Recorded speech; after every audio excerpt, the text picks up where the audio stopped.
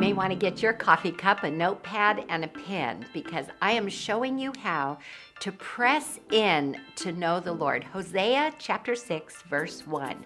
And then we're going to go through this text through about verse 4. God is saying to the children of Israel, come, let us return to the Lord. He has torn us, he will heal us. He will revive us after 2 days, and on the third day, he will raise us up. It doesn't matter what difficulty you are going through. I want you to change the way you look at that difficulty. Instead of blaming Satan, you are testing us, you are tempting me. No, God is putting a vice grip on you, and he's wanting to squeeze the lemon juice out of you so he can make lemonade.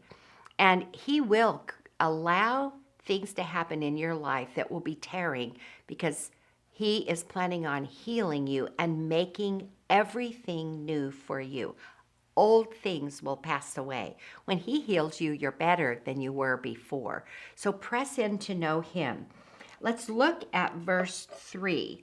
Let us press on to know the Lord.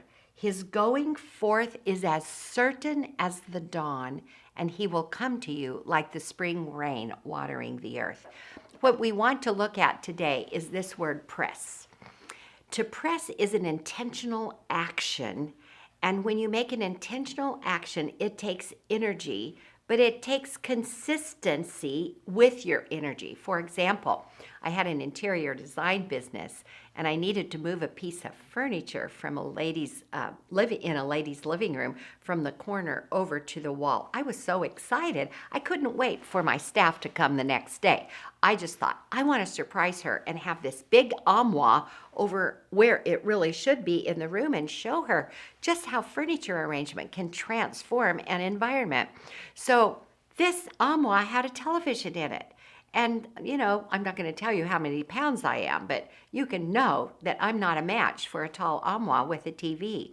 However, I pulled that out from the wall, and I got behind it, and I began pressing with my legs and my back against that armoire, and it started moving across the floor.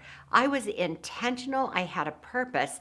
And once it started moving, I had to keep pushing like this. I couldn't stop.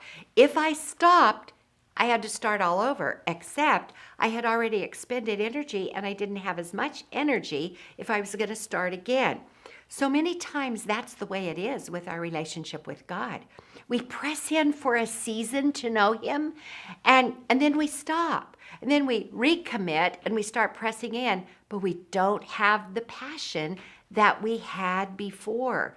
So this word in the Hebrew, to press, is intentional, and it's purposeful.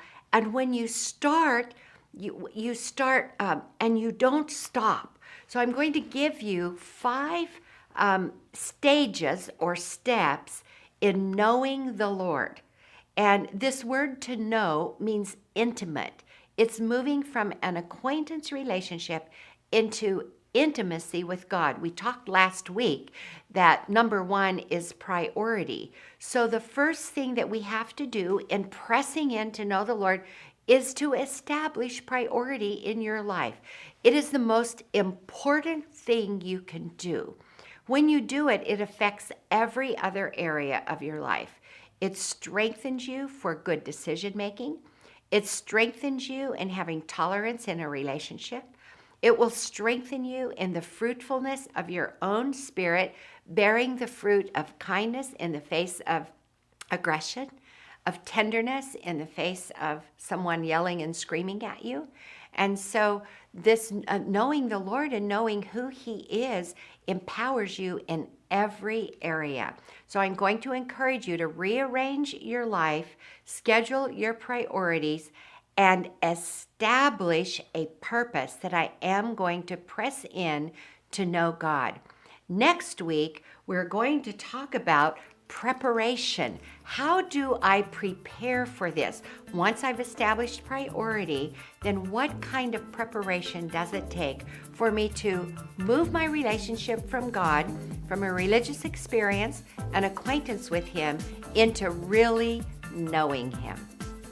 Remember, your choices today will create your destiny tomorrow.